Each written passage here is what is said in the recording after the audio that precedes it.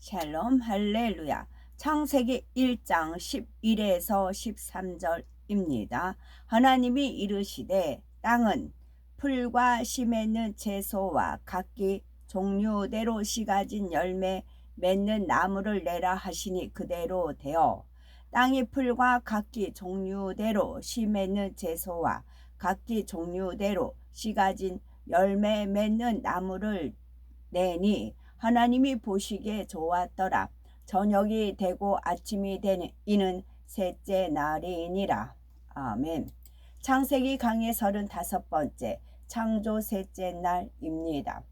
창조 셋째 날의 역사 중에 바다와 땅을 만드신 부분을 말씀드렸고, 창조 셋째 날에 식물을 창조하신 부분에 대해서 말씀드립니다.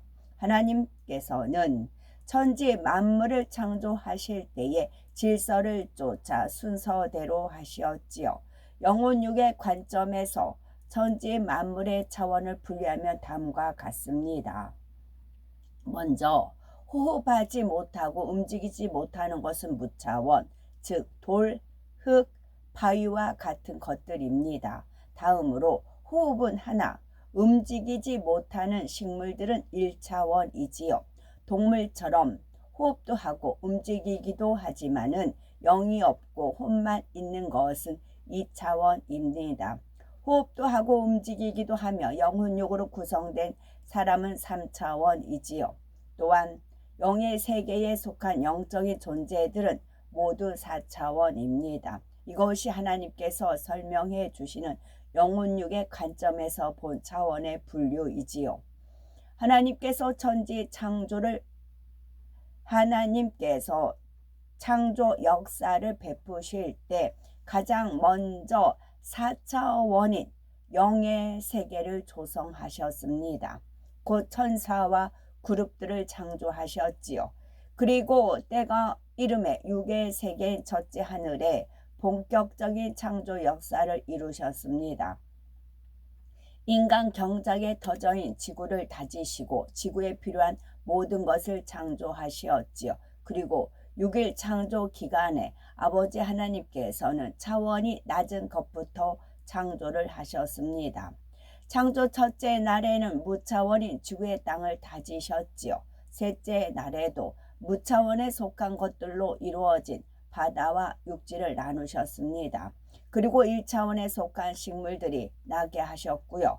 창조 다섯째 날과 여섯째 날에는 2차원에 속한 새들과 물고기들과 물의 짐승들을 창조하셨습니다. 그리고 맨 마지막으로는 3차원인 사람을 창조하셨지요.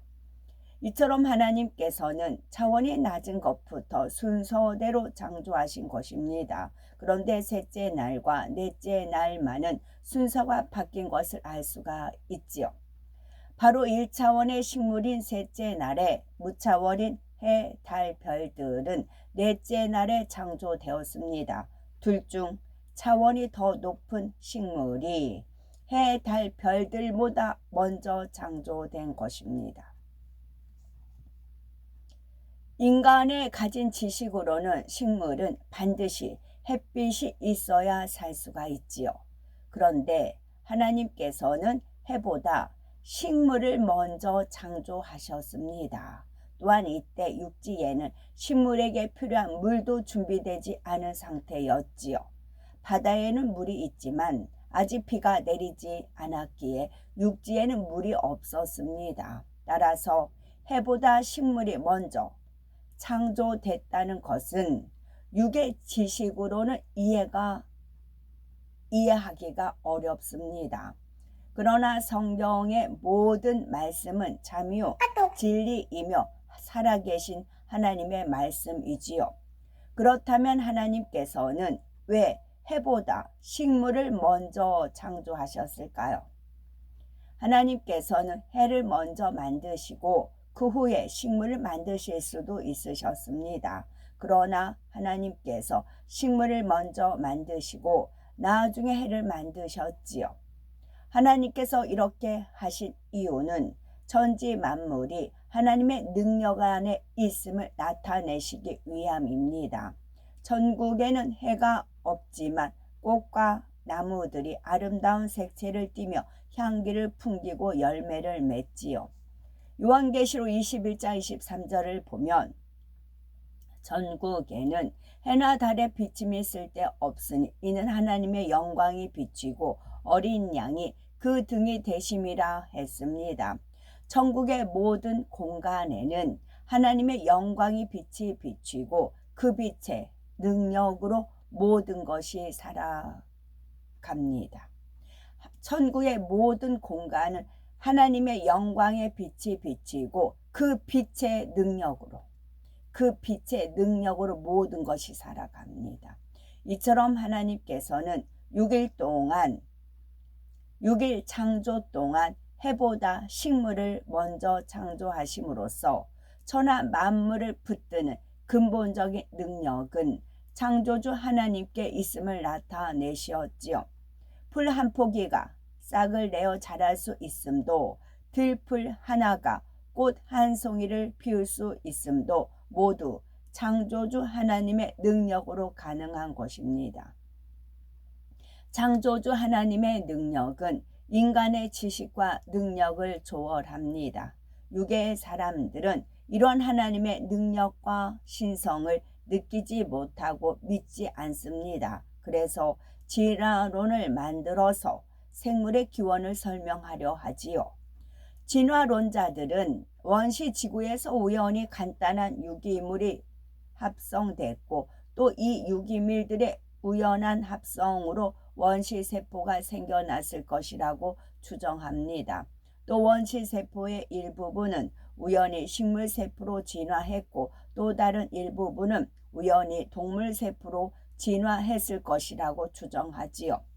처음에 생물이 자연 상태에서 자연히 발생했다는 이 이론은 과학계에서는 여전히 논란이 되고 있습니다. 모든 것이 우연히 됐다고 주장하며 실험으로 입증된 결과가 없기 때문이지요. 다만 그랬을 것이다 라고 추정하는 것이 바로 진화론의 근간을 이루고 있습니다. 그러나 성경은 분명히 말씀하십니다. 11, 12절에 보니 하나님이 가라사대 땅은 풀과 씨 맺는 채소와 각기 종류대로 씨 가진 열매 맺는 과목을 내라 하시매 그대로 되어 땅이 풀과 각기 종류대로 씨 맺는 채소와 각기 종류대로 씨 가진 열매 맺는 나무를 내니 하나님 보시기에 좋았더라 하신 것입니다. 아버지 하나님의 말씀 한마디에 땅에서 풀과 채소와 나무가 각기 종류대로 나왔지요. 이때 하나님께서 씨를 먼저 만드시고 거기서 싹이 트고 자라게 하신 것이 아닙니다. 아버지 하나님의 말씀 한마디에 땅에서 식물들이 그냥 나왔던 것이지요. 땅 속으로는 뿌리가 생겼고 땅 위로는 줄기가 자라고 잎이 나며 꽃이 피고 열매가 맺혔지요. 과일 나무가 열매를 맺으려면 보통 수년이 걸립니다. 그러나 창조 셋째 날에는 순간에 그 모든 일이 이루어졌지요. 이러한 역사는 성경의 또 다른 곳에서도 그 기록이 나옵니다. 민수기 17장 6절에서 8절에 보면 모세가 이스라엘 자손에게 고함해 그 족장들이 각기 종족대로 지팡이 하나씩 그에게 주었으니 그 지팡이 합이 12이라. 그 중에 아론의 지팡이가 있었더라. 모세가 그 지팡이들을 증거의 장막 안 여호와 앞에 두었더라. 이튿날 모세가 증거의 장막 안에 들어가 본즉 레위 집을 위하여 낸 아론의 지팡이에 um이 돋고 순이 나고 꽃이 피어서 살고 열매가 열렸더라고 했습니다. 여기서 증거의 장막 안이란 광야 시대에 세운 성막의 지성소이지요. 이 지성소 안은 햇볕이 전혀 들지 않는 곳입니다. 모세는 이러한 곳에 나무 지팡이들을 그냥 두었지요. 즉 물도 햇볕도 없는 곳에 나무 지팡이들을 놓아둔 것입니다. 그런데 그 이튿날에 보니 유독 아론의 지팡이에서 um이 돋고 순이 나고 꽃이 피어서 살고 열매가 열려 있었습니다. 육적으로는 식물이 살 수 없는 환경에서 하루도 안 되는 시간에 이처럼 기이한 일이 일어난 것이지요. 바로 이때도 아론의 지팡이에만 영의 공간이 덧입혀져서 영의 시간의 흐름을 타고 그렇게 되었지요. 하나님께서 식물을 만드실 때에 각각 씨를 갖게 하셨다 했습니다. 씨 속에는 생명이 있어서 대를 이어가며 스스로 번성할 수가 있지요. 하나님께서 식물을 창조하실 때 처음부터 그렇게 설계하신 것입니다. 하나님께서는 각 식물에게 씨를 가장 효과적으로 퍼뜨리는 능력까지 넣어주셨지요. 식물은 땅의 뿌리를 내리고 있기 때문에 특별히 다른 방법이 없는 한 씨들도 그 자리에 떨어지게 됩니다. 이렇게 한 군데에 많은 씨가 떨어진다면 그 씨들이 싹을 틔워 자랄 때에 치열한 경쟁을 해야 할 것입니다. 땅이 좁기에 물과 양분을 조금밖에 흡수하지 못해서 전체적으로 부실하게 자랄 수가 있지요. 그래서 식물의 씨앗이 떨어질 때에 할 수만 있다면 각각 멀리 흩어지는 것이 각 개체의 유익이 됩니다. 하나님께서는 이런 점까지 고려하셔서 각 식물들이 가장 효과적으로 씨앗을 퍼뜨릴 수 있도록 해주셨지요. 예를 들어서 민들레를 보면 민들레에 꽃이 지면 그곳에 약 100개의 씨가 맺힙니다. 민들레 씨앗은 동급의 다른 식물에 비해서 비교적 크고 단단하지요. 만일 민들레의 씨앗에 특별한 장치가 없다면 한 송이 민들레가 피었던 곳의 주변에 약 100개의 씨앗이 떨어질 것입니다. 씨앗들은 빽빽하게 모여서 이듬해에 싹이 튼다 해도 자라날 공간이 없게 되지요. 그런데 하나님께서는 이 민들레의 씨앗에 특별한 장치를 달아 주셨습니다. 바로 낙하산과 같은 역할을 하는 장치를 모든 씨앗에 하나씩 장착해 주셨지요.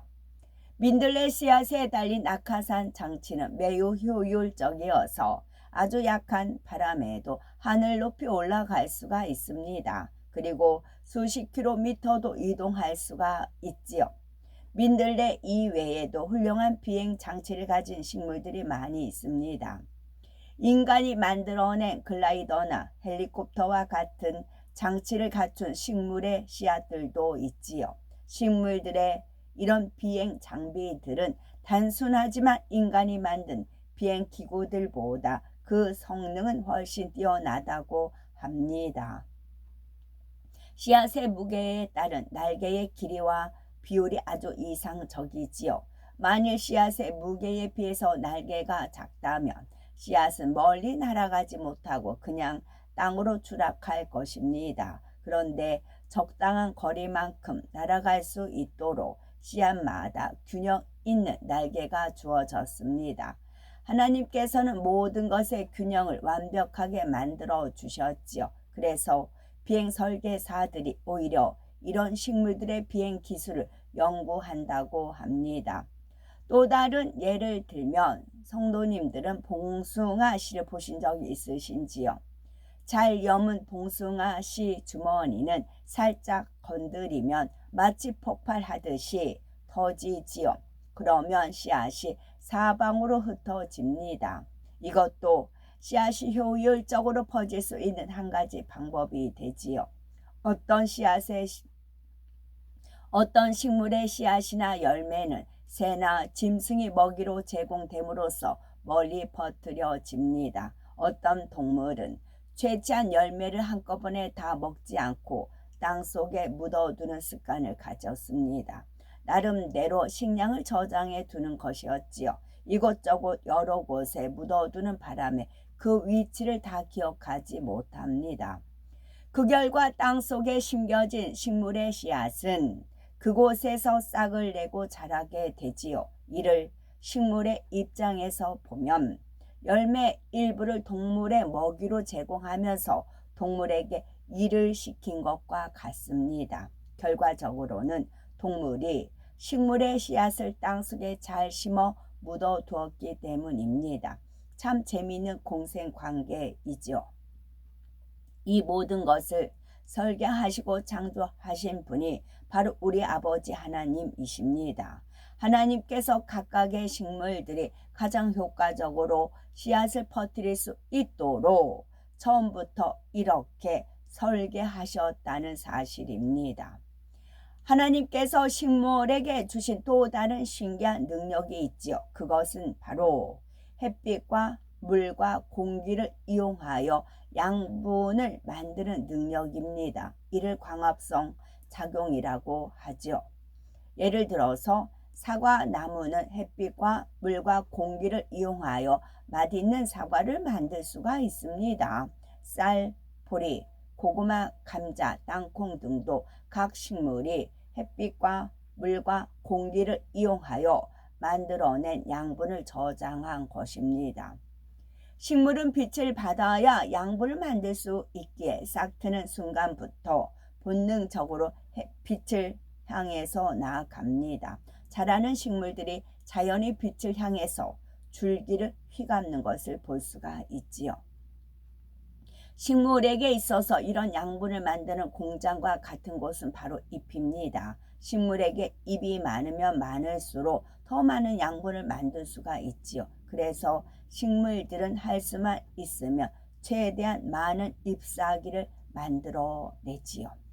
한편 하나님께서는 식물의 잎이나 식물이 만들어낸 열매를 동물의 먹이로 허락하셨습니다. 그래서 곤충으로부터 시작하여 짐승과 사람에게 이르기까지 식물을 먹이로 삼고 있죠.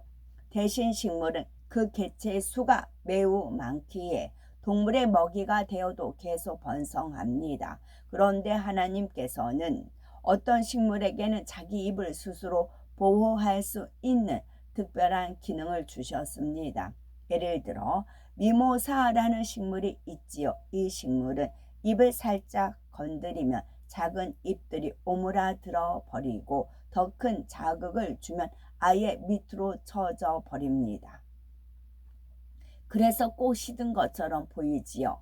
예를 들어 메뚜기가 이 잎을 앞으로 먹으려고 앉으면 잎들이 오므라들어서 메뚜기가 먹을 수가 없게 됩니다. 또한 광합성을 할 수 없는 밤에도 그렇게 함으로써 에너지를 최대한 절약하지요.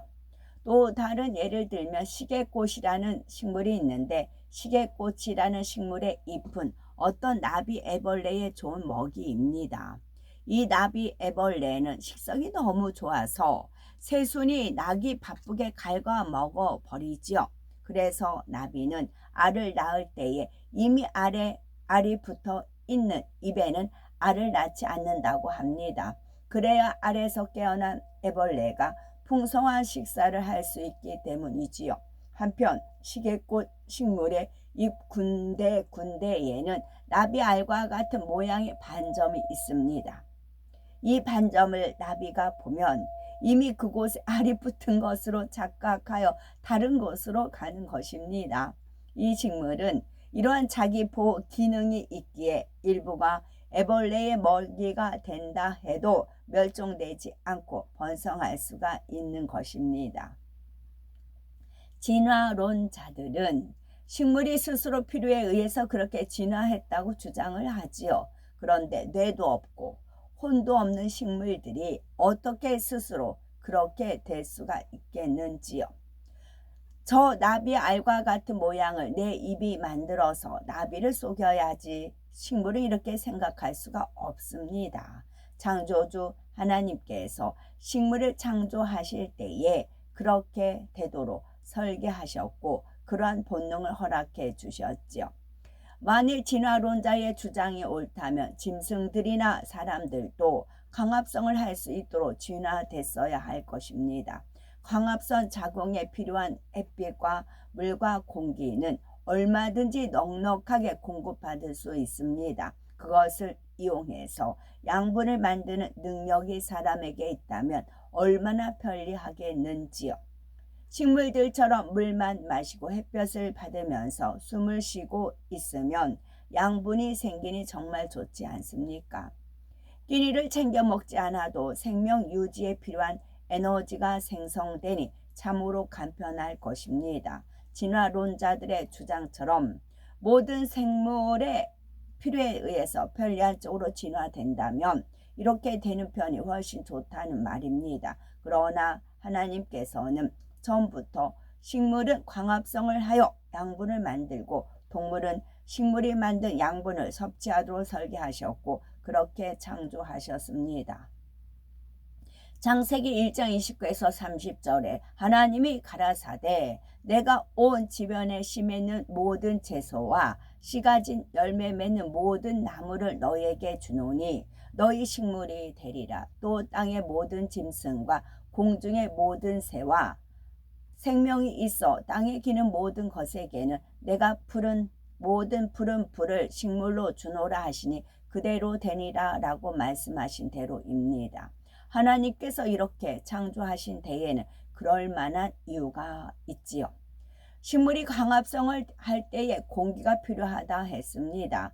동물이 살기 위해서도 공기가 꼭 필요하지요. 그런데 식물이 광합성을 할 때에 공기 중에서 필요한 것과 동물에게 필요한 것이 완전히 반대입니다. 공기가 식물에게 들어가면 광합성 작용으로 공기 중에 있는 이산화탄소가 산소로 바뀌어 나옵니다. 반대로 공기가 동물의 배로 들어가면 산소가 이산화탄소로 바뀌어 나오지요.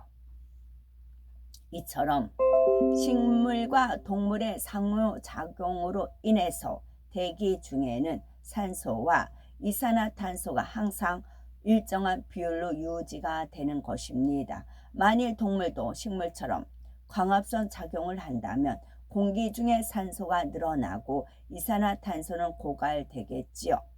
이산화탄소는 광합성에 필요한 주재료인데 주재료가 없어진다면 모든 생물은 결국 모두 죽고 말 것입니다. 그러므로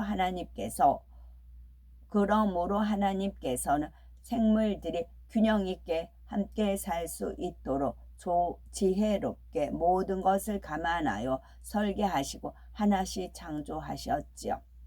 식물에 담긴 하나님의 창조 섭리를 모두 찾아 설명하고자 한다면 매우 많습니다.